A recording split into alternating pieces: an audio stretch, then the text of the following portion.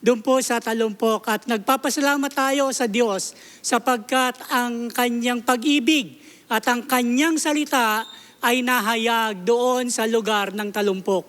So, sa kabila ng ating mga sakripisyo, effort, resources, siguro minsan nagtatanong po tayo, bakit kinakailangan pa natin na mag-sacrifice ng ating time?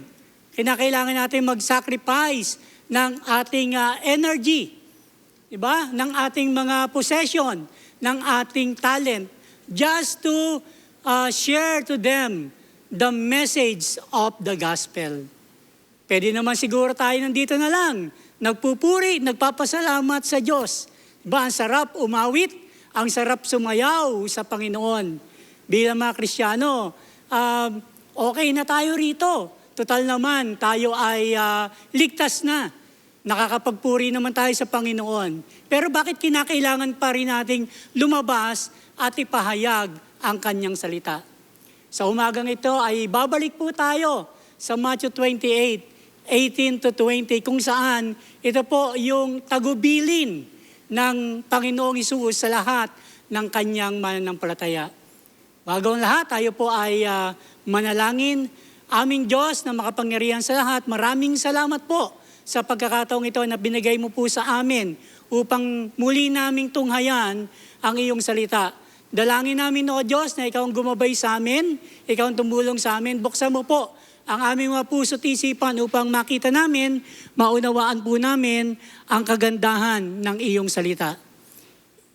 Ito ang aming samadalangin sa pangalan ni Jesus. Amen and amen. Tayo pong lahat ay tumayo upang tignan po natin ang salita ng Diyos. Matthew 28 verse 16. Now the 11 disciples went to Galilee, to the mountain to which Jesus had directed them. And when they saw him, they worshiped him, but some doubted. And Jesus came and said to them, all authority in heaven and on earth has been given to me. Go, therefore, and make disciples of all nations, baptizing them in the name of the Father and of the Son and of the Holy Spirit, teaching them to observe all that I have commanded you. And behold, I am with you always to the end of the age. Praise God for the reading of this word. Pwede na po tayong makaupo.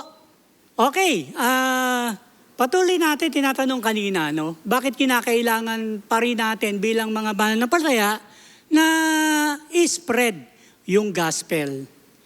Actually, ang isang balita ay napakadaling makarating sa kinaukulan, di po ba?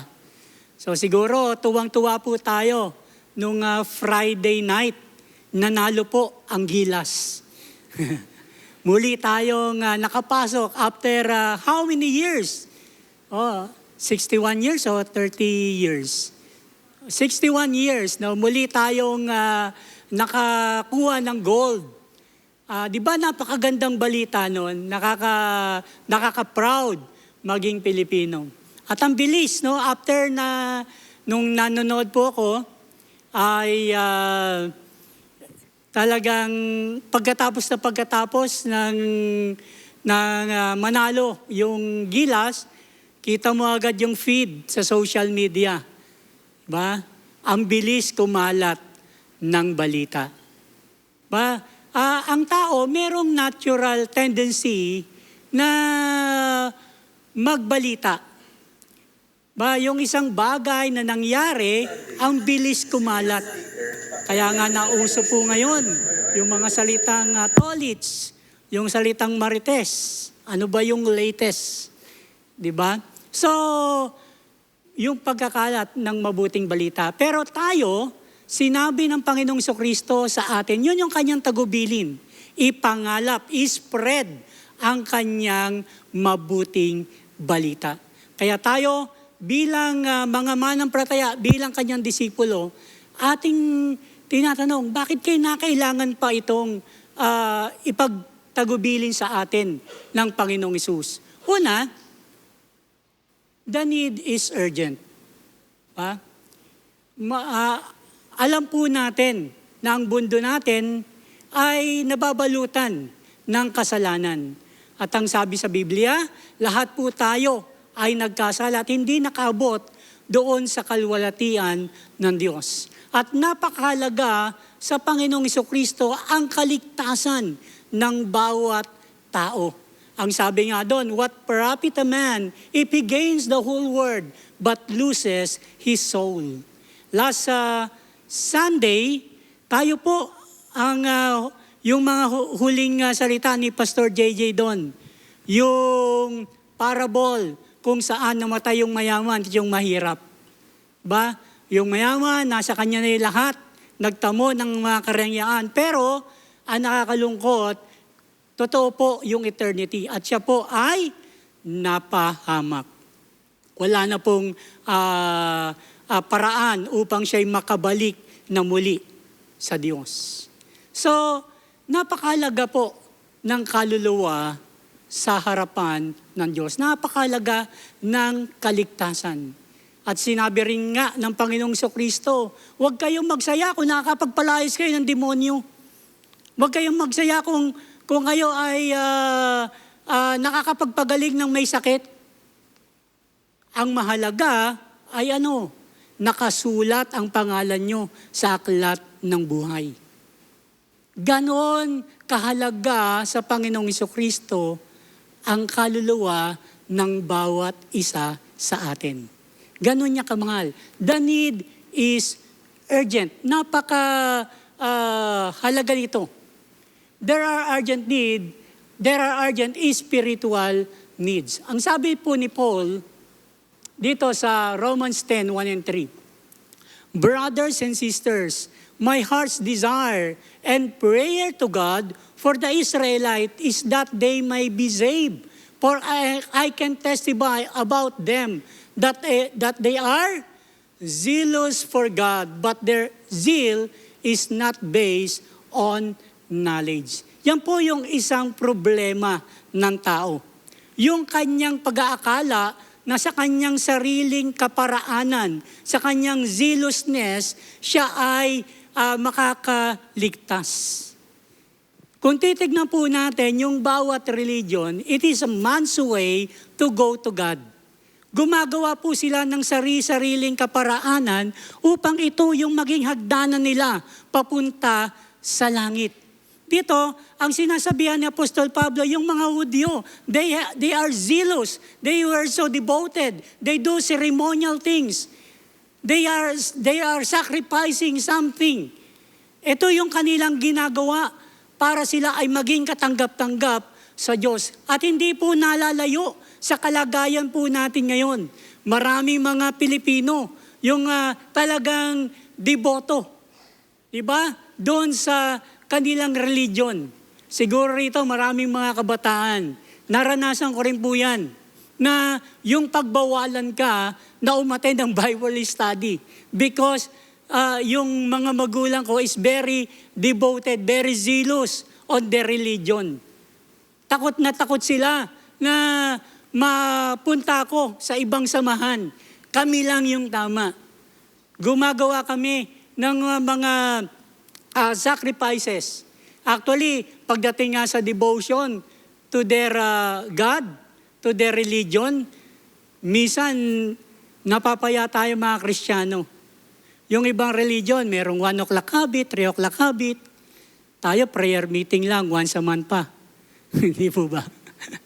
So, nakakalungkot. Pero, hindi po yung devotion o zealousness for God yung makakapagligtas sa kanila. Bakit? Sapagkat their zeal is not based on knowledge. Sabi rito, since they did not know the righteousness of God and sought to establish their own, they did not submit to God's righteousness. So yun yung problema na nakikita natin. Maraming mga tao, they were zealous for God. Pero yung kanilang zealousness is based on their own ability para sila ay maligtas. Nakatingin po sila doon sa kanilang sariling ginagawa at hindi nila nakita yung ginawa ng Diyos. Ano ba yung ginawa ng Diyos? Na si Jesus ay pinadala niya rito upang siya yung maging daan patungo sa langit. So, yun po. At yun po yung lubhang pangangailangan. That's why we need to spread the good news. We need to spread the gospel.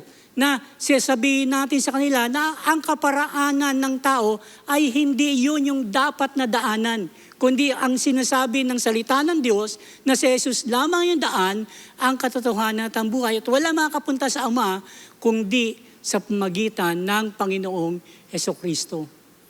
Sabi nga doon sa 2 Thessalonians 1, 8 and 9, darating siyang napapalibutan ng nagliliyab na apoy at parurusahan niya ang mga hindi kumilala sa Diyos at hindi sumunod. Saan? Sa magandang balita tungkol sa ating Panginoong Jesus. Ano yung magiging parusa nila? Ang magiging parusa nila ay walang hanggang paghihirap at pagkawalay sa Panginoon at hindi na nila makikita pa ang dakila niyang kapangyarihan. So, darating yung panahon na parurusahan ng Diyos ang lahat ng na hindi kumilala, yung mga tao na hindi kumilala sa mabuting balita ng Panginoong Hesus. The worst possible fate for any human being is to live and die without ever believing the good news of Jesus. Kaya po tayo ay nag-e-effort. Binibigay natin yung ating mga resources, yung ating possession, yung ating talent because nandun po yung mga tao na alam natin na sila ay mapapahamak kung hindi po sila maniniwala sa mabuting balita ng Panginoong Hesukristo. Sana ganun din po yung passion natin, kagaya ni Apostol Pablo doon sa Acts chapter 9. Ang sinasabi ni Apostol Pablo, kung maaari nga, ako na yung mapahamak, maligtas lang yung aking mga kababayan. Kung pwede nga lang, ako na yung mapunta sa impyerno, sabi ni Apostol Pablo. No? Ganon kasi yung kanyang damdamin, sapagkat nakikita niya na ang mga tao na hindi kumilala sa Panginoong Kristo, ang hindi nanampalataya sa Panginoong Kristo ay tunay na mapapahamak. Walang mabuting tao na kayang iligtas ang kanyang sarili sa tiyak na kapahamakan. Ngunit wala din namang napakasamang tao na hindi kayang iligtas ng Diyos. Kaya nga, the needy servant, we must take advantage of every opportunity to share the gospel. Bawat pagkakataon sa inyong mga kakaeskwela, sa inyong katrabaho, o sa community natin, kagaya ng ginawa po natin kahapon, bawat pagkakataon na pwede po nating ibahagi ang salita ng Diyos, ay huwag po nating aksayahin yung pagkakataong ito na ipahayag ang mabuting balita sapagkat alam po natin, people need the Lord Jesus Christ upang sila po ay maligtas. Walang ibang daan para ang isang tao ay maligtas maliban sa Panginoong Hesukristo. Pangalawa, why do we need to spread the message of the gospel? The disciples are God's chosen instrument to take the gospel to the nation. Ang mga disipulo ang inatasan ng Diyos. Tayo, ang mga manampalataya, tayong mga tagasunod ng Panginoong Kristo. Sabi doon sa ating binasa kanina, disciples went to Galilee, to the mountain to which Jesus had directed them, and when they saw Him, they worshiped Him, but some doubted. And Jesus came and said to them. Sino yung them na yon? Yung mga disipulo. At sino yung mga disipulo? Sila po yung mga tao na sumusunod sa Panginoong Kristo. Pag merong isang news, siyempre, meron ding mga fake news, di po ba? Viral na viral din po yan. At para po tayo makasigurado, pupunta tayo sa ano? Sa reliable source. No? Yung reliable, talagang mapapagkatiwalaan. At dito, yung pinagkatiwalaan ng Panginoong Jesucristo na i-spread yung kanyang mabuting balita ay ano? Sino? Yung kanyang mga disciples. Kaya, ito po ay isang, sabi ni Hudson Taylor, the Great Commission is not an option to be considered, it is a command to be obeyed. Sino po si Hudson Taylor? Siya po ay a very significant missionary to China. He spent more than 54 years doon po sa China. Nung ang kanya po magulang ay Christian, pero lumaki po siya na hindi muna nanampalataya sa Panginoong Jesucristo. Then one day, habang siya ay nagbabasa doon sa library ng kanyang tatay, ng kanyang ama, may nakita po siyang tracts. At doon na-explain ang tungkol sa kaligtasan. At mula noon, tinanggap niya ang Panginoong Jesucristo bilang sariling tagapagligtas. At si Hudson Taylor, nung nakakilala siya, nagkaroon siya ng puso to become a missionary. At siya po ay very significant and very influential missionary to China. At siya po yung nagtatag ng China Inland Mission. At later on, ito po ay naging OMF, Overseas Missionary Fellowship. So, ang pinagkatiwalaan po ng mabuting balita ng Panginoong Jesucristo upang ito ay may pahayag ay ang mga disciple. Hindi po ito po ay hindi po opsyon na kailangan ko ba na gawin ito. Ito po ay sinabi ng Panginoong Jesucristo at nararapat po na sundin natin kung sinasabi natin na tayo po ay disipulo ng Panginoong Jesucristo, nararapat lamang na ipahayag natin sa iba ang kanyang mabuting balita. You are the witness of this thing, no? Sinasabihan din po rito ng Panginoong Jesucristo yung kanyang mga disciple, yung mga nakakita, yung mga nakadama, yung mga naka-experience ng kanyang pag-ibig. Jesus sends out those who have witnessed or experienced the power and love of God. Kung naranasan natin ang kapangyarihan ng Panginoong Jesucristo sa puso natin, tayo po ay reliable source. Tayo po yung pinagkatiwalaan ni Jesus upang ispread po natin ang mabuting balita. Naalala po natin yung isang kwento doon po sa Bible, in Luke chapter 8, meron purong isang tao na inaalihan po ng masamang espiritu. Wala makapigil sa kanya.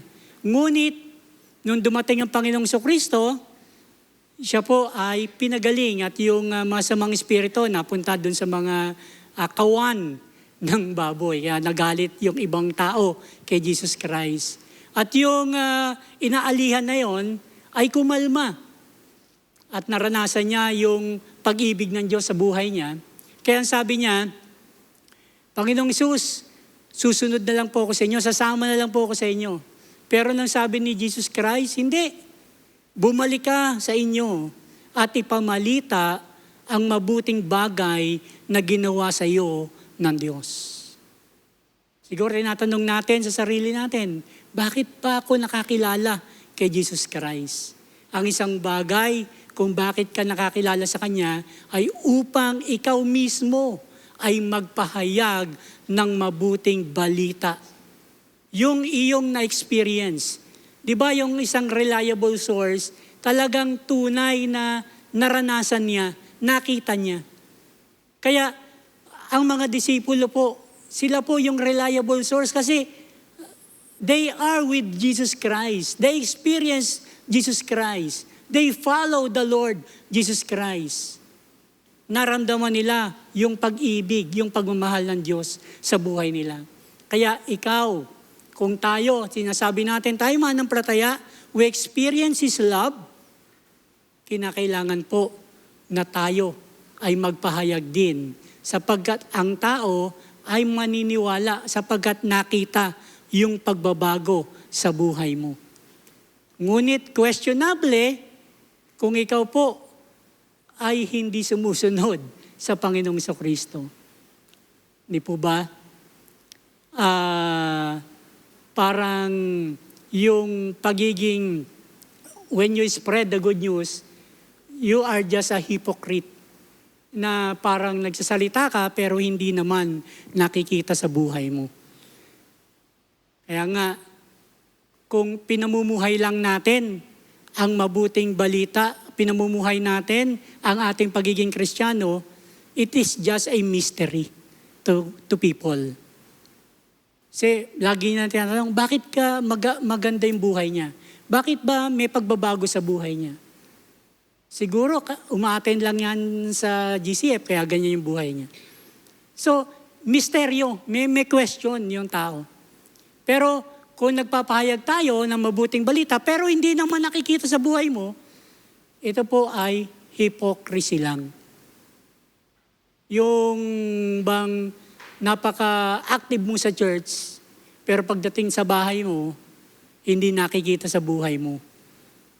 So hindi rin sila maniniwala sa mabuting balita ng Panginoong Hesus. Kasi hindi ka reliable source. Yung pinagkatiwalaan ay yung mga sumusunod kay Jesus Christ, yung kanyang mga disciple. As disciples of Christ, we should take God's message of salvation because God has been gracious to us. Pangatlong bagay, kung bakit kinakailangan po natin ipamahagi, ipamalita ang kanyang ebanghelyo, we are commanded to make disciple. Ninanais ng Diyos, marami ang sumunod sa Kanya. Marami yung maging followers ng Panginoong Jesucristo. Go therefore and make what? Make disciples of all nations, baptizing them in the name of the Father and of the Son and of the Holy Spirit, teaching them to observe all that I have commanded you. So maraming mga vlogger ngayon, no? They want followers. No? Pero ang Panginoong Jesucristo, ninanais din niya na marami yung magpa-follow sa Kanya. Hindi lang yung magla-like kay Jesus Christ, kundi magka-follow sa Kanya. At tayong mga disipulo niya, yung mga tinawag niya, mga mananampalataya, ang atas po sa atin is not just only to go, but to make disciples of all nations. Lahat ng bagay na natutuhan mo sa Panginoong Jesucristo ay ipapasa mo doon sa mga tao na hindi pa nakakakilala sa Kanya. If we claim to be Christian, we should be making disciples. Disciple making starts when we share the gospel. Magsisimula po yan kung ating ibabahagi sa kanila yung mabuting balita. Di po ba? Tayo po ba ay obedient sa command ni Jesus Christ to make disciple? Ito po yung mga katanungan na pwede po nating pagbulay-bulayan sapagkat our trust is to make authentic multiplying disciple. At yun din po yung atas sa atin, pinag-uutos sa atin, command sa atin ng Panginoong Jesucristo. Kaya dapat seryoso po tayo to consider this thing. Are you actively working to further the missions of God right now? Can you point to multiple people or even one person whom you have faithfully led to Christ? Meron na ba tayong tao na naled para sa Panginoong Hesus? Dinala natin siya kay Jesus Christ. Who are you praying for and building a relationship with to share the gospel right now? Ba? Sino po yung pinapanalangin natin ngayon upang bahaginan ng mabuting balita? Naalala ko po yung challenge sa atin dati ni Elder Ruel. I think February po yun. Marami sa atin yung tumayo, nagtaas ng kamay, nag-commit to share at least to one person. Tayo po ba, ginagawa po natin yung bagay na yon? Sabi rin po ni Dawson, ni Hudson Taylor, if in the sight of God you cannot say you are sure that you have a special call to stay at home, why are you disobeying the Savior's plain command to go? Being a disciple, hindi lang po tayo dapat na we are just enjoying yung pagmamahal ng Panginoon sa atin. Dapat atin din pong ibinabahagi ito. Nagpapasalamat po tayo sa Diyos sapagkat sa isang kaparaanan sa magitan po ng ating outreach ay ating pong naibabahagi ang kanyang salita, especially sa mga bata. At ito po yung isa sa matagal na nating ginagawa. At nagpapasalamat tayo sa Panginoon sapagkat ito po ay nagkakaroon ng bunga. At ngayon po magsasalita sa ating harapan yung isang bunga ng ating outreach program dito po sa Purok 1, Calicanto. Nais ko pong tawagin si Perlin.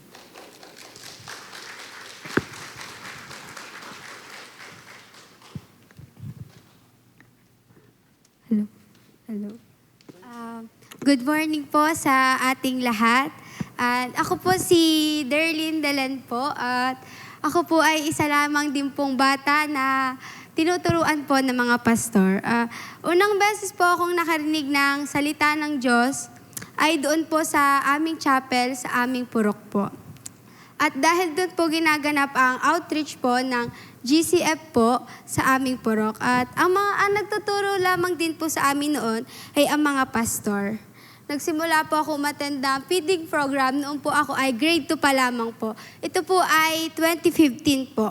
At marami pong mga bata po na sa aming purok po ang umaattend din po doon sa aming chapel.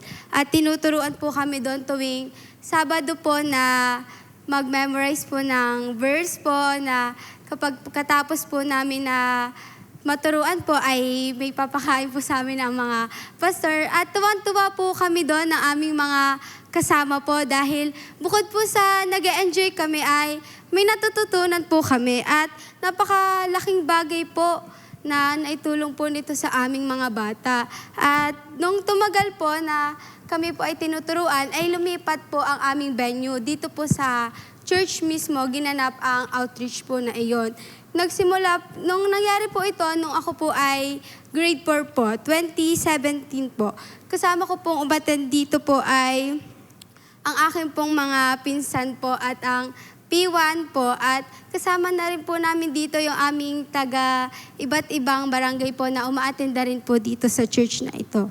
At natutuwa rin po ako dahil na hindi na po maliit yung venue namin na kung dati ay siksikan pa po kami doon.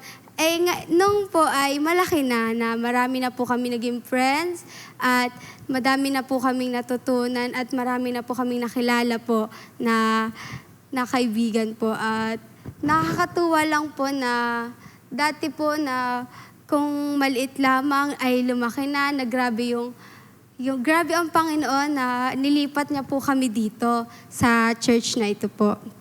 Dito ko po na-experience po ang best childhood memories ko po sa sa outreach na ito po. Naalala ko po, tuwing sasapit po ang Sabado, excited na po ako na Friday pa lamang, nakaready na yung damit na susuotin ko para bukas. O, ayan, ready ko na yan kasi bukas meron ng outreach, may feeding program, kaya kailangan ready na yung gamit ko. And tuwing nandito po kami ay napakasaya po namin na halos ayoko na nga pong umuwi noong bata pa po ako. Kasi ang saya po dito and marami po ako naging friends. And naalala ko po yung ginagawa namin dito na kada po bago po kami pumasok sa aming room, ako po ay isa lamang din po nitong middler po na tinuturuan din po ng mga teacher ko po na mag-worship po kami. At favorite po namin yung Everybody, Everywhere. Yun po yung lagi namin kinakanta noon po kami po ng mga friends ko. Nagtuturo pa po sa amin na sina Ate Casey po na tanda ko pa po. And tuwa-tuwa kami na kada sasagot kami sa teacher namin, may prize po kaming natatanggap. Kaya po, tuwa-tuwa ako kaya po ako na-excite. Bukod sa may natututunan ka na at nag-enjoy ka pa, ang dami mo ring makikilala at marami ka rin pong matututunan na salita ng Diyos. And na-experience ko po dito ang aking napakasarap po na childhood na napakasarap pong balikan. Ang sarap. Kapag naalala ko po siya, natutuwa ako na ganito lang pala ako dati. Ito lang pala kami. Ang saya-saya. And nung pandemic po, bagamat po natigil po yung pagtitipon na ito dahil po bawal lumabas ang mga bata. Pero hindi po naging hadlang iyon po sa GCF para makapagturo. Na nagtuturo pa rin po sila through online po na nagtuturo po sa amin ay si Teacher Soy po. And nagpapadala po sila ng foods po sa aming barangay po, sa P1 po, ng mga pagkain at isa na rin po ako sa nabigyan. And noon po ay hindi po ako masyado nasasaya kasi hindi ko po nakikita sila na hindi kami ganun. Hindi na po tulad ng dati na sama-sama kayo, yung mga palaro, yung games na pag nanalo ka may prize pa, yung meron pang red team, blue team, ganun po. And nung pwede na pong lumabas ulit ang mga bata, hindi na po ako bata nito, nasa 13 na po ako nito, ay in-invite po kami ni Lola Degna po na umattend po dito sa GCF po. Si Lola Degna po ang nagsisilbi naming OIC po ng mga taga P1 dito po sa GCF. At dito na po nabuo ang aming GG po na pinangunahan po ni Teacher Angel po. Ang aming pong name ng GG ay ang Team Kali. At noon, ang mga kasama ko rin po dito sa Team Kali ay yung mga kasama ko din po nung ako'y bata pa lamang po. Kami po ay 5 pa lamang po dati. At nakakatuwa po dahil po napakabuti ng Diyos po dahil dumami na po kami at marami na po akong natutunan na salita ng Diyos na tuloy-tuloy na po ang aming pagba-Bible study po at dumami na rin po kami, naging 12 na nga po kami. Dati kung 5 lang po, ngayon 12 na, di ba? Grabe. And nung time na po na tinanggap ko na po si Kristo bilang aking Diyos at tagapagligtas, hanggang nagpa-bautismo na po ako. Pinupuri ko po ang Panginoon dahil po siya ang kumilos sa aming GG. Dumating na din po sa point na dumami na nga po kami, na grabe na po yung pinaparanas na kabutihan ng Diyos sa aming GG po, na sa pamamagitan ng kapangyarihan na banal na Espiritu po. At nung tinanggap ko na po si Kristo sa buhay ko, na-realize ko po na grabe pala yung kabutihan ni Lord sa akin.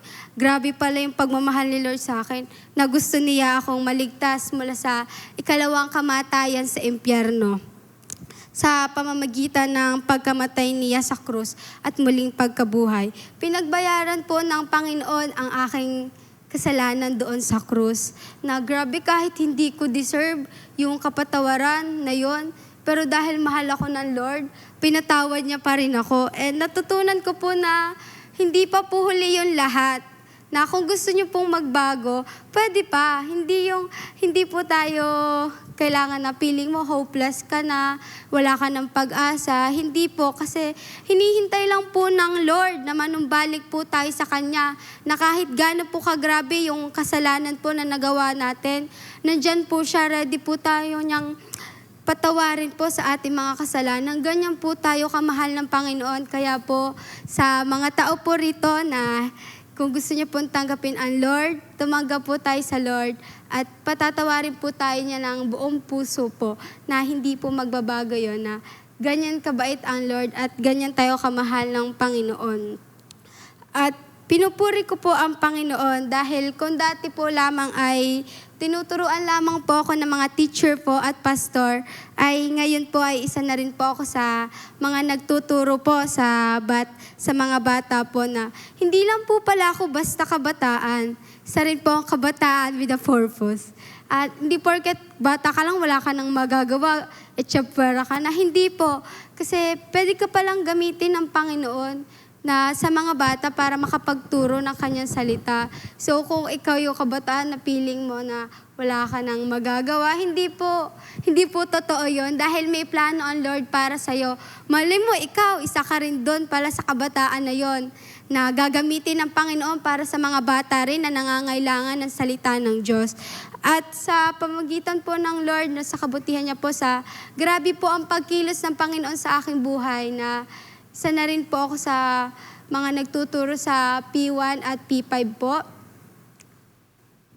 At yun po ang ginawa po sa akin ng Panginoon, na grabe po talaga yun.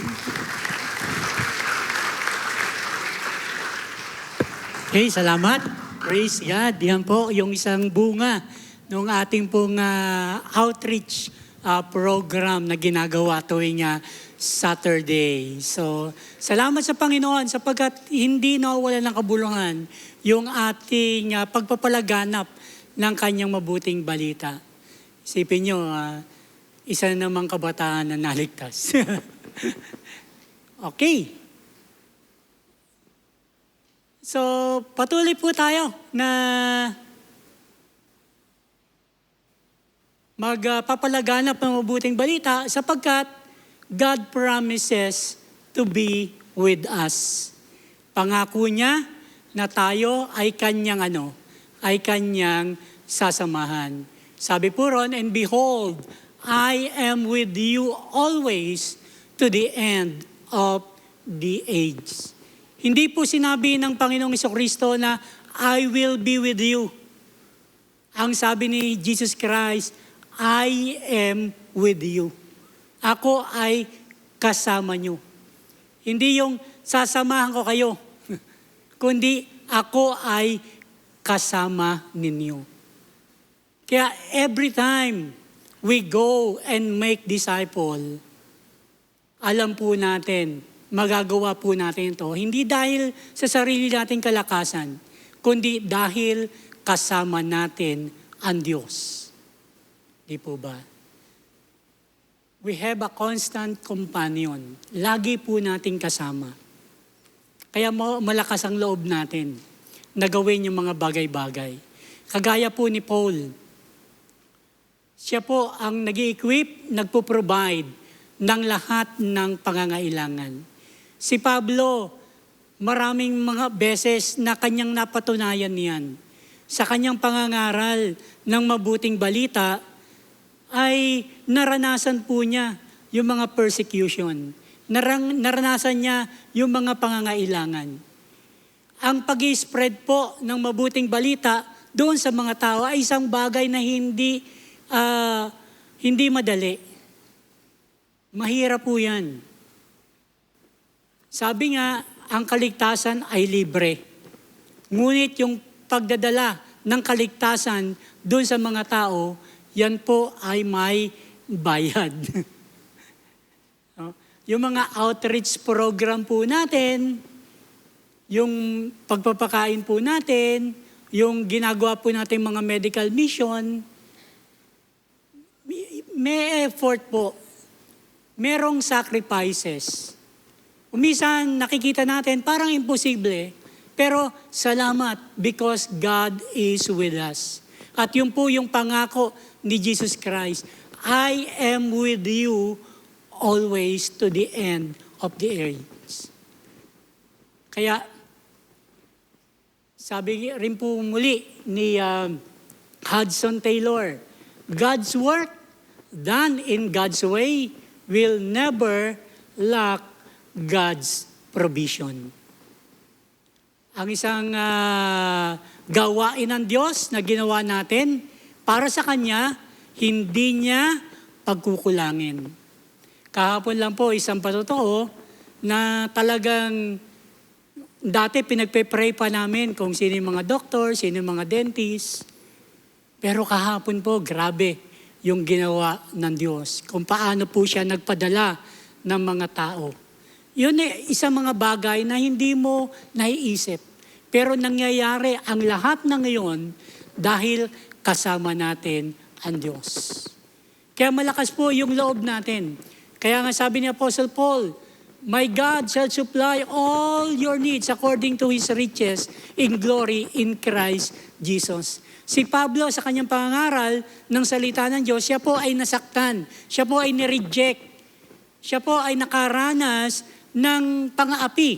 Nakaranas po siya ng persecution.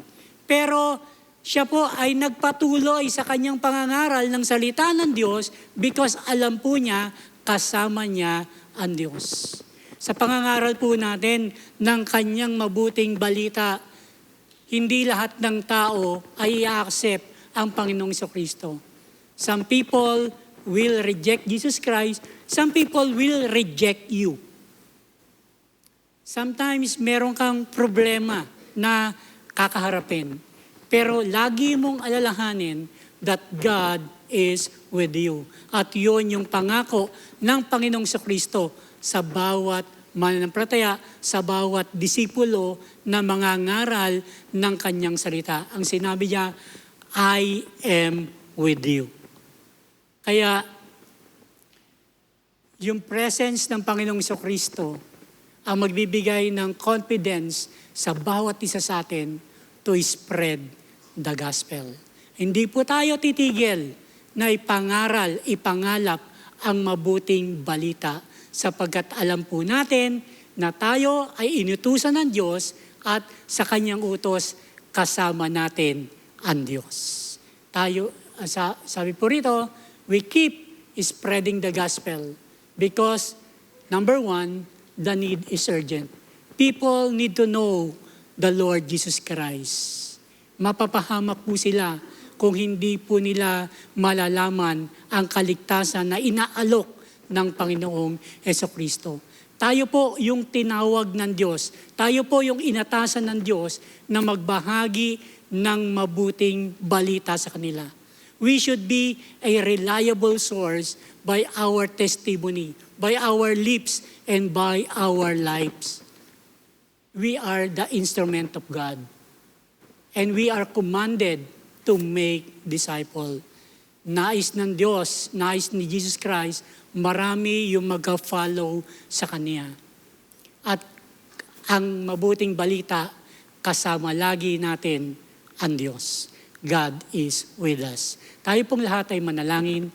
Heavenly Father, we are so thankful for the opportunity na binigay mo sa amin upang kami, Panginoon, ay maging channel of blessing sa mga tao na hindi pa nakakilala sa iyo. Lord, tunay nga, Panginoon, na ang mga tao na hindi pa nakakilala sa iyo, kung di sila tumalima sa mabuting balita, sila po, Panginoon, ay tiyak na mapapahamak. Salamat, Panginoon, sapagkat nakatagpo kami ng kaligtasan mula po sa iyo. At nawa, Panginoon, ang kaligtasan ito na nasa amin ay hindi po namin sarilinin, kundi kami, Panginoon, ay gamitin mo upang ito po ay maibahagi namin sa kanila. Ikaw magbigay ng kalakasan sa amin. Ikaw magbigay ng confidence sa amin. Panginoon, ikaw magbigay ng passion sa amin upang, Panginoon, kami ay maging instrumento mo para sa pagbabahagi ng iyong mabuting balita. Dalangin namin, Panginoon, maraming mga tao makarinig, maraming mga tao ang makakilala sa iyo sa magitan po ng paggamit mo sa bawat isa sa amin. Purihin ka, O Diyos. Ito po ang aming isang madalangin sa pangalan ni Jesus. Amen and amen. Praise God.